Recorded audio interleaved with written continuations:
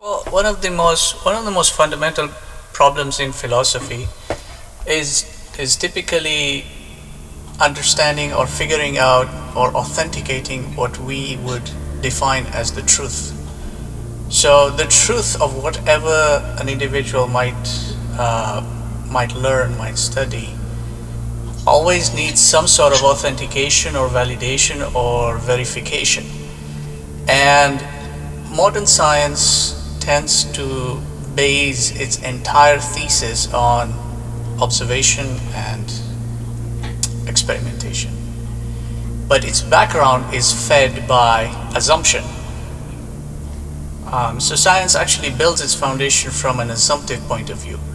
What if this is, or what if that is? Can we figure it out? So you start with a hypothetical reasoning, going into now developing a theory, and then a thesis, and then an antithesis or a synthesis, and then you actually come down and say, okay, now we have an established fact. But you only have an established fact doesn't necessarily make it a truth. How do you verify that that fact is in fact true? Modern philosophers will then argue and say, well, there is no such thing as an absolute truth. Truth is subjective according to modern philosophy. And this subjectivity tends to create a vast diversity of ideology and thinking. So you have all these different kind of isms, and each of these isms and ists, atheism and nihilism and all the other isms, each one tends to say, well, mine is the truth. What the Quran does is, and this is something that it did from the time of the Arabs itself, the Quran actually brought about concepts through its linguistic miracle, in which even though the Arabic language was so mature at such a maturity, the Quran actually changed the meanings of certain concepts and words. The Quran, like all other scriptures in human history, always comes around to challenge and oppose what's human ideology. And it tells you that what you think you know isn't what it is. There's more to it, or it's something else entirely. That's where absolute truth comes in, because now the Creator himself is telling you what he has created, how he has created it. So whether you're studying physicality in physics, or you're studying biology in terms of life itself, or you're studying chemistry in terms of the chemical world, the Quran is the one that will come about and tell you the reality of what you're studying, because the Creator himself is telling you what the truth of that thing is. So modern science has sort of limited itself into this factual reality and does not want to look at the absolute reality. And this is also going back to their definition of reality, because how you perceive reality depends on how you define reality, and that definition depends on your language of use. And how you will define reality and perceive reality will ultimately define how you cultivate your world. If you look at the English language and linguistics used to be, at one point in its early roots, in its early formation, so to speak, from Old English, it used to be an inflectious language.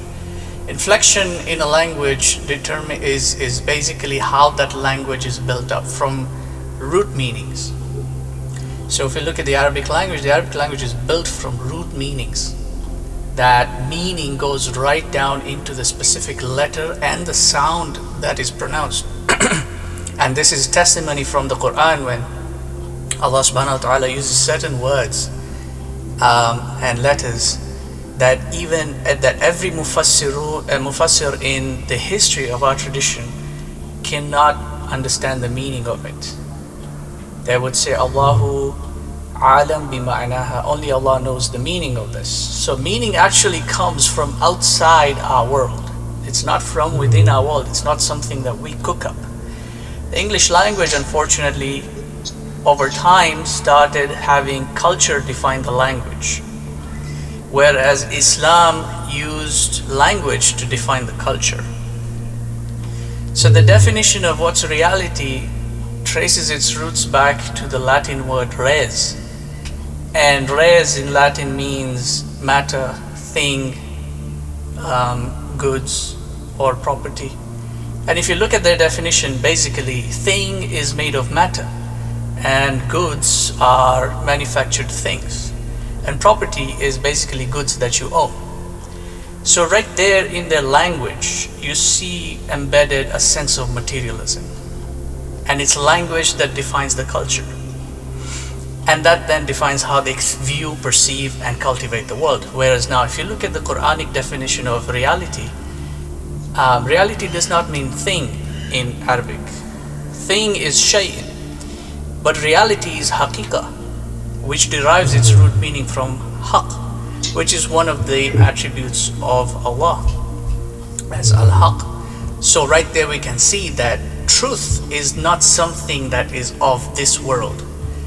It comes from outside the world, meaning the one who created the world defines what is the truth of the world. So our early scholars actually saw this harmonization between worldly sciences and what the study of the world and its physicality, its chemical composition, biology, and all those elements, and found that to verify what they had studied, they needed something else that came from outside the world to help explain it, right? And this is one of the fundamental issues that science has, is that it tries to use science to verify itself, which is kind of a fallacy in logic, even in language.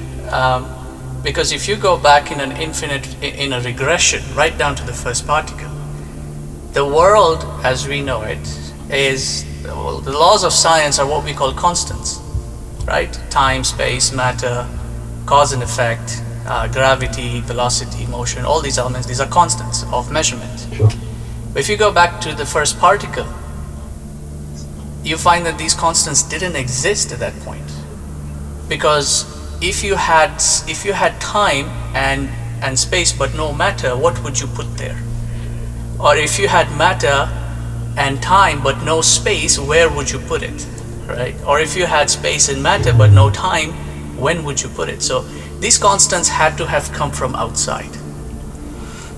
And cause and effect in this case is something that is built from within the closed system, from that point origin. Now if you look at the Quran is not something that follows this linearity of cause and effect. It actually has a different system of explanation. A Quranic ayah is not bound by time, nor is it bound by space, and neither is it bound by matter, which means biological deduction that the Quran is something that comes from outside the system, then provides us with an authentic platform to verify what we've studied in the physical sciences. Well, in the definition of the term science, in linguistics, we have something we call haqa'iq al-lugha, the realities of words, of language. And our scholars, linguistic scholars, they've got many different classifications of where a word is applicable. So there's haqiqa wad'iyya, there's haqiqa urfiyya, there is haqiqa shar'iyya, there is haqiqa majaziyya. Like, so there's literal definitions of what the term denotes, what it really means, its initial application and usage. And then there is urfiyya, which is more cultural, conventional use, which changes over time. This is where we get slang from as well. Then there is shari'iyya, which is the legal use of the term, and then there is majaziyya, which is the metaphoric use of the term. So science is something that has got its root definition, its original meaning, its true meaning, if we would rather use that. But it also has its conventional meaning, and unfortunately what's being utilized is a conventional meaning of it. Now the English language, like I said, is not an inflectious language, so a word in the English language doesn't stand on its own anymore. It used to be in the older sense that if you say the word, the meaning could be understood immediately, but now you literally have to support that word in what we call in English helping words. So and then there are there are helping words that you have to speak out, and then there are also implied helping words. So the implied word here used to help the definition of science is actually material. Science used in the modern sense, conventionally, is material science.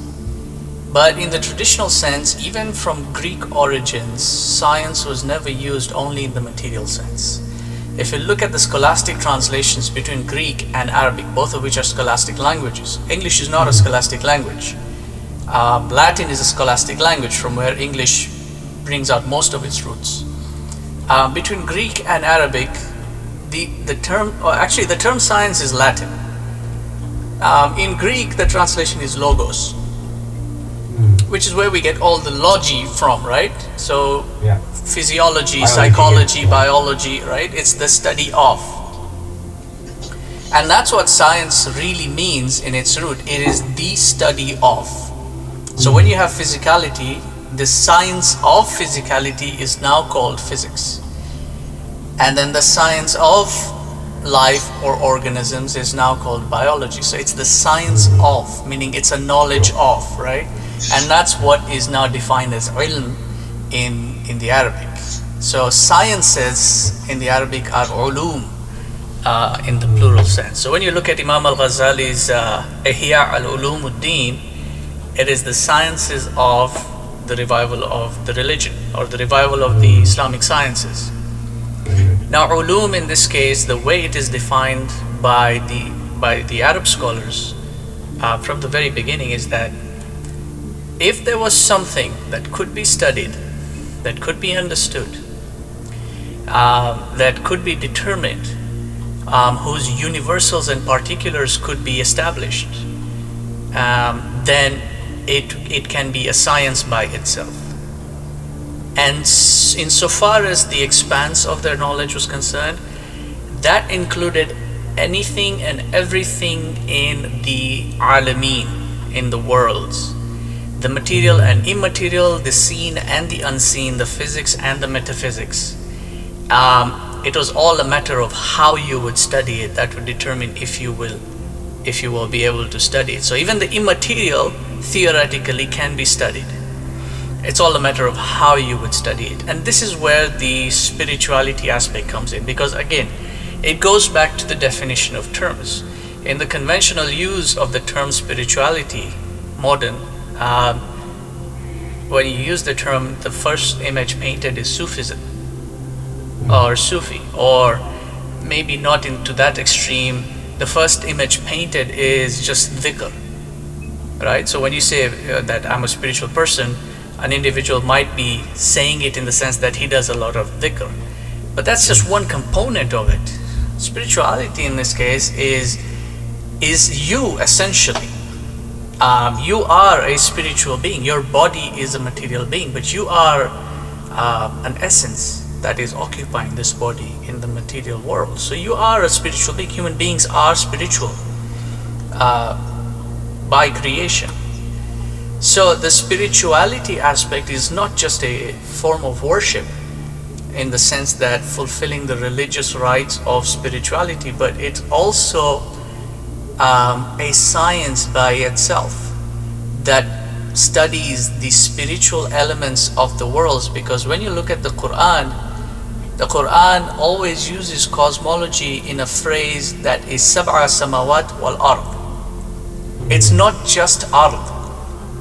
Ard also means, ard can mean the planet, ard can mean land, it can also be matter or material, right? So ard by definition in Islamic cosmology is more of the material universe, the material world. And then there are 7 other planes which are immaterial, they're spiritual. So the spiritual sciences here are more towards studying those elements. What comprises those worlds? How do they function? What are the different elements there? It's not really a matter of going or traveling through space or looking through a telescope. It's more of insight, intuition, intelligence, the inward sciences. On that particular note, when you look at sciences itself, the Quran never tells you to look at creation as what it is. So in logic we say that in logic there's quiddity. The first thing that a human being does is always asks what is it, and then there is abstraction that takes place in which he can understand what the object is. So whether that object is a planet or a star or a galaxy, the Quran tells you that that's really irrelevant insofar as understanding what creation is. Like once you've determined that there's a planet or there's a star or there's a particle or a molecule or a cell or whatever it is, it's really irrelevant. What the Quran does is it tries to push you more towards understanding how Allah created it, and that's going into the second hierarchy of human perception, which is called tasdeeq. And tasdeeq is basically understanding how the process is. So the Quran, Allah is always asking the question like, alam tara ila rabbika kayfa madda dhilla. You know, do you not see how Allah has extended the shadow? Or he will say, alam yarau kayfa yubdi'u Allahu al-khalqa thumma yu'iduhu. Do they not see how Allah subhanahu wa ta'ala originates creation and then repeats it? Right? And the Quran is always asking this in terms of, do you not see how he did it? Because it's not really the thing itself that's of magnificence. That's the end product. But the process is what he really wants you to understand. Even insofar as the spiritual realms are concerned, alam tara kayfa khalaqa Allahu sab'a samawatin tibaqa. Right? Do you not see how Allah created the 7 heavens in layers, tibaqa?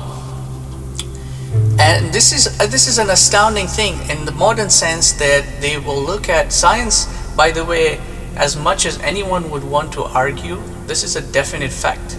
And if they argue it, they're really on the wrong platform. Science will only tell you what an object is and might be able to give you a little bit about how that object comes about. But science will never be able to explain to you why that object exists. And I'm talking about modern science, not the traditional sciences. Sure. They will never be able to tell you why certain things are the way they are. You know, a doctor will tell you what the disease is, or will tell you what the medicine is. Might even tell you how it functions insofar as the causal effectual relationship is concerned, taking the pill down and then the digestion and the spreading through the body. But they can never explain to you why that particular medicine actually works. And it's astounding because modern science and modern culture itself tends to look at science as a very institutionalized academic discipline that's purely subjective, and you can only get it from their approved systems of understanding science. Whereas Islam is phenomenal. I mean, the Islamic civilization is the only civilization that ever produced highly literate Bedouins. Like, you could have Bedouins in a tent in the desert who are studying Aristotelian logic and Platonic philosophy and, you know, Socratic argumentations. And it's simply astounding. Sheikh Hamza Yusuf mentions something about his teacher Murabitul Hajj when he was in Mauritania, and he witnessed Murabitul Hajj take a handful of sand and just, you know, blow it. And he was telling the other student that if the veil was lifted from your eyes, you would see the world like this. And that's astounding in itself, because what he's actually describing there is what we call in quantum physics the field theory. That's literally what he was explaining. Now, he may not be using those exact terms, but that's the concept he was bringing about. So the human being doesn't need to be institutionalized in the modern system of learning and understanding the world that Allah has created, how He created it and why He created it.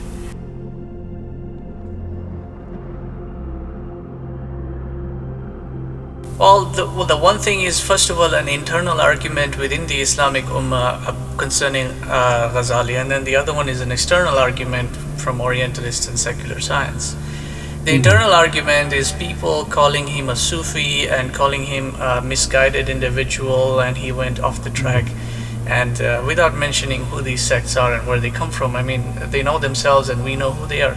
But he wasn't. Imam al-Ghazali was never a Sufi insofar as the definition or modern definition of the term Sufi. Actually, Imam al-Ghazali was an Usuli scholar first. He was really a master of the different schools of thought, and he built his spirituality from there. That's one concept about Imam al-Ghazali, is that he partitions two streams of knowledge. One he calls ilm al-mu'amala and the other ilm al-mukashafa. Amala, from amal meaning demonstrative, actionable knowledges or actionable sciences, and that he defines as the physical sciences as well, including the religious physical sciences. So the salah, the sawm, the science of the fiqh, the language and all that stuff. Then ilm al-mukashafa, he from the word kashf, he defines as revealed knowledge, which is now coming in from the spiritual realms. And this is something that can be verified by the Quran itself. If you look at Surah Kahf and examine Musa and Al-Khidr and the union of two, one who is grounded in worldly knowledges, which was Nabi Musa alayhi salam, and then the other who is Al-Khidr and is grounded in spiritual knowledges, and there is a convergence of two, which the Quran defines as Majma'ul Bahrain, the union or the junction where two oceans meet, right? So this is what Ghazali was showing, that when it comes to worldly knowledges, there is a certain limit to worldly knowledges. Beyond that limit, you can go way off track. And this is something we're witnessing in our modern age. Sister Safiya spoke about the artificial intelligence and all these other elements.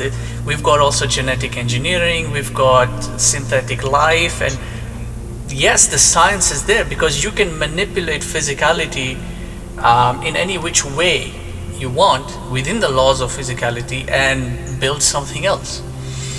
That doesn't mean you should do it, right? It doesn't mean you go into those, because then it becomes kufr, it becomes sihr, it becomes a whole bunch of other things. And we can see these manifestations taking place now. That's now going more into the eschatological elements. But Imam al-Ghazali said that there is a limit to how much those knowledges should be pursued. After that, stop your focus on those elements and now start cultivating your akhirah. Really build on the spiritual, understand what your spiritual essence is, what your existential purpose is, and cultivate your world accordingly, because this life is temporary, this world itself is temporary. I mean, even science has to affirm that at one point, to say that this physical universe will definitely be destroyed. Whether it's destroyed in a zero-sum universe, or it is destroyed in maximum entropy, it doesn't matter. It will be destroyed. It will end, right? So his focus was more looked towards the spiritual sides, and this was astounding because it actually took Muslims towards that direction. So Ghazali did not bring about the decline of science in the modern use of the term science by the reasoning that, oh, if Ghazali was not there, we could have had computers 800 years ago, right? That's an irrelevant matter whether you had computers then or now. It doesn't change reality. But he didn't. He gave Muslims a renewed purpose, and that's why I really admire him. And when you look at his other books, his Maqasid al-Falasif, his Tahafut al-Falasifa, the incoherence of philosophers, he's also pointing towards them as well and saying, listen, there's only so far as how much your thinking can deduce your knowledge. At that point, you need to recognize your boundaries and limits and then turn to what Allah is telling you. So turn back to the Quran and verify your thoughts and your theories and your everything else. In that regard, Ghazali is the I would say is the doorway. When you asked about how one would approach studying sciences from the Quran, you cannot just dive straight into the Quran. You can't do it. One would confuse themselves, because the Quran doesn't speak linearly to people. Yeah. Modern science is a linear language. One thing leads to another. It's causal effect mostly. Yeah. Even the perception of time in the modern sciences, with the use of the English language, time itself is perceived linearly. Right? We write left to right.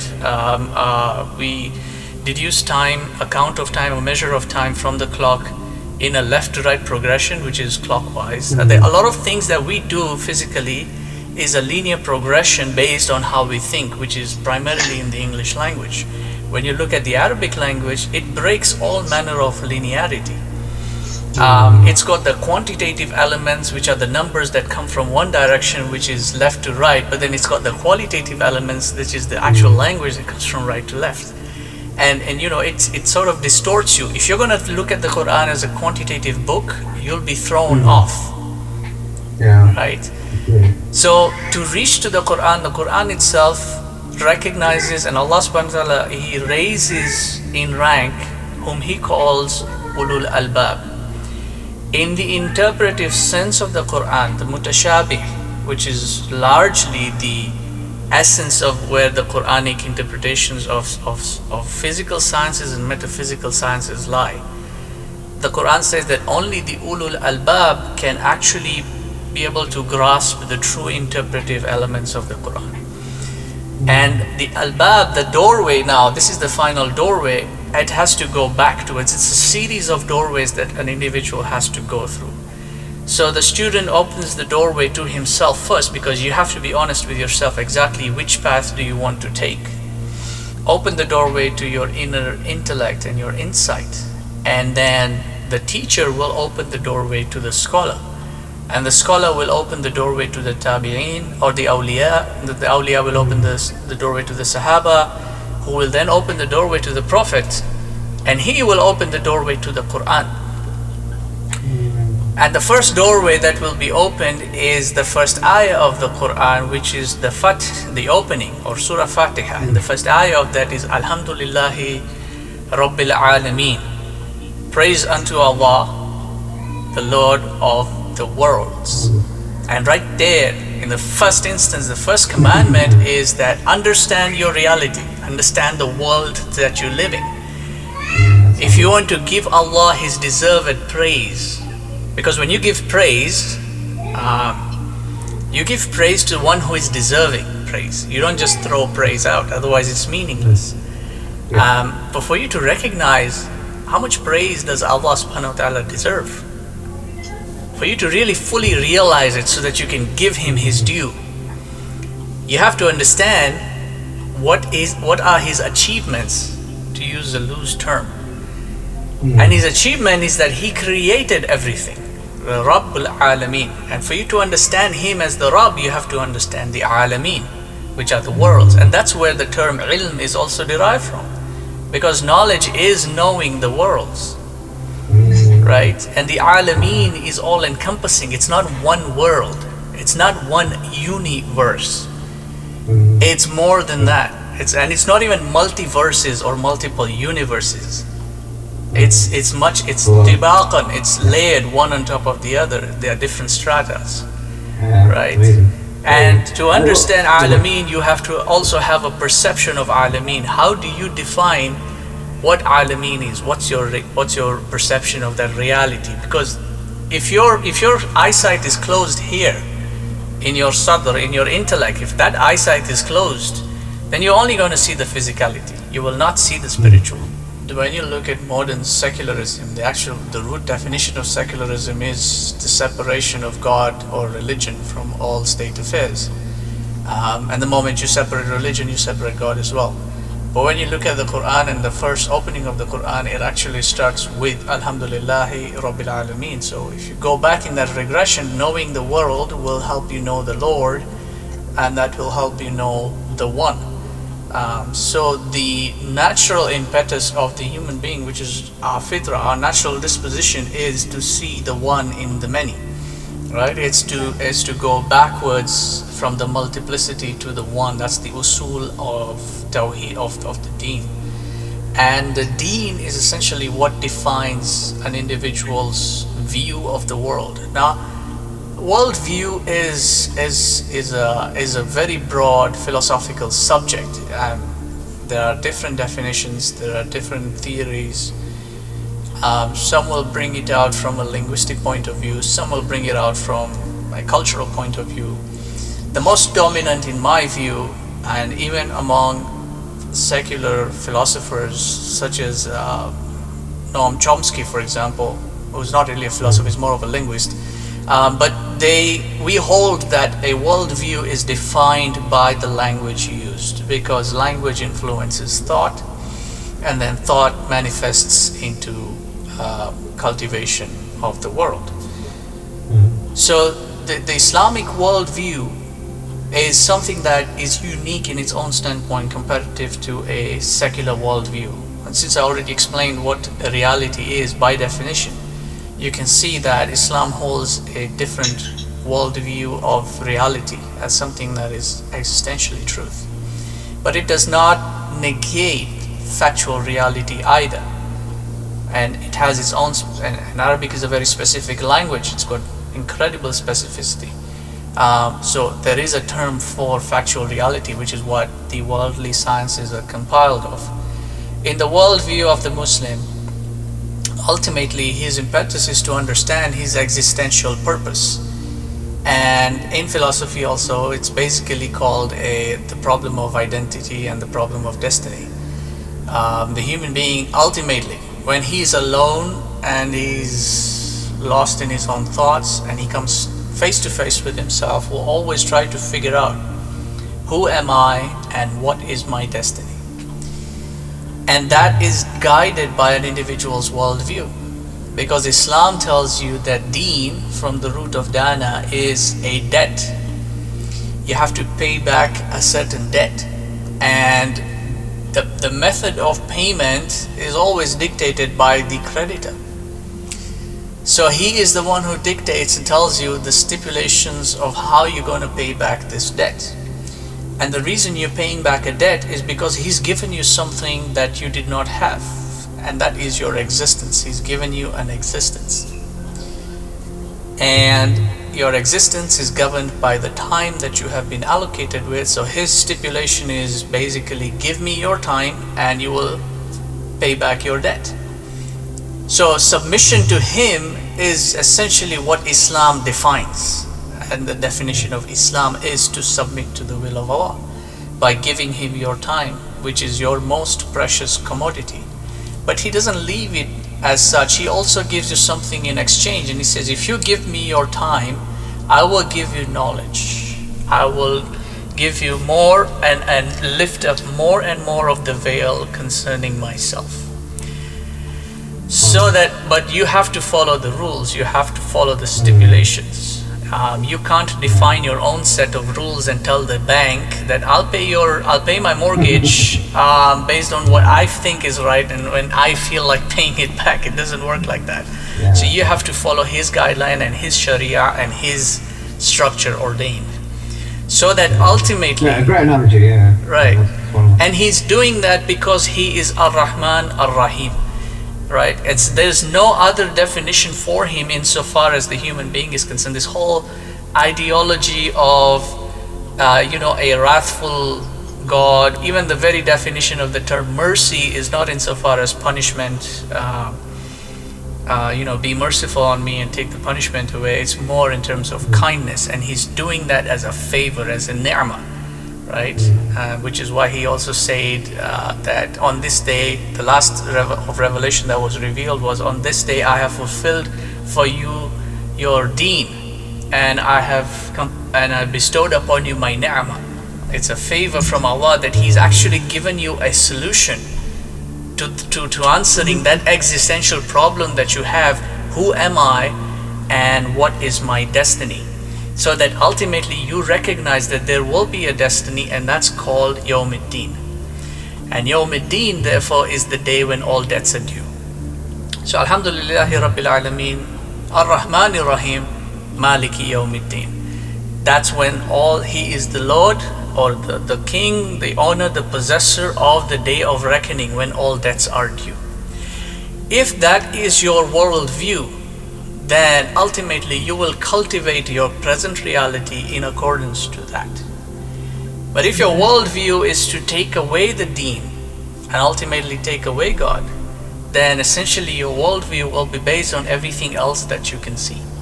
And Allah subhanahu wa ta'ala does say it, that I am what my servant thinks of me. Right? So if you don't think of him as anything, then he will not be anything to you.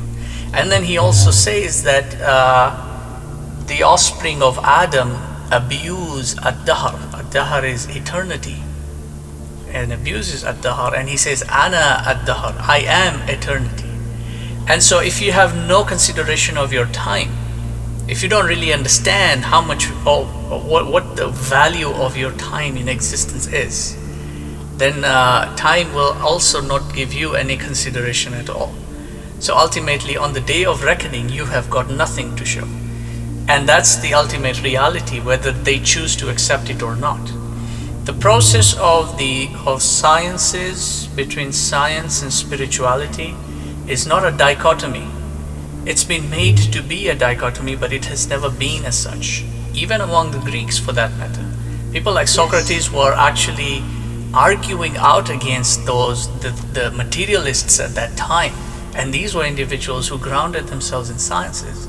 Someone like Plato, in philosophy, is known as Plato's problem, in which they try to how do people actually come to learn? How do you gain knowledge? And Plato is someone who say that this is not something we can answer. It's something that comes in from our past life, and that in itself, even though the subjective elements are arguable, but that shows you that they were thinking on a spiritual scale.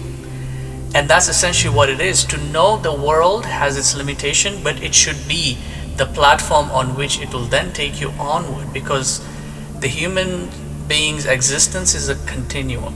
It's not standstill, and it's not definite, and it's not in a bubble that we have been led to believe.